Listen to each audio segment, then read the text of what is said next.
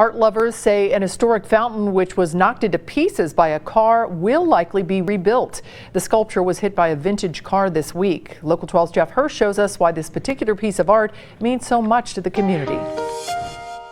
Hamilton, Ohio calls itself the City of Sculpture because, well, it is.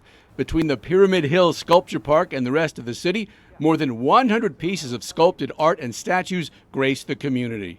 But now, Hamilton, Ohio, the City of Sculpture, has one less. This base is where an 1890 vintage sculpture stood in Hamilton until it was hit earlier this week by a 1957 vintage car. Old sculpture, old car. Yeah, when classics collide. There you go, that can be your lead.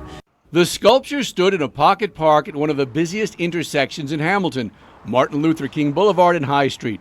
Police say the 1957 Buick had mechanical problems, ran a red light, was hit by another car, and then knocked over the fountain and crashed into a building.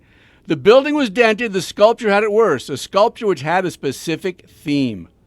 So the sculpture in question, Hebe, was a public fountain, a public drinking fountain that was gifted to the city from First Financial Bank, at the time was First National, to celebrate the city getting its public water system. Pieces of the sculpture are being stored with the goal to put Hebe, nymph of streams and brooks, that's the full name, back together. Several foundries have already been contacted. As long as one piece is in good shape, they can reproduce all the other sides if needed, but we have hopes that the vast majority of it will be able to be reassembled. The hope is to get the sculpture back to its corner next year.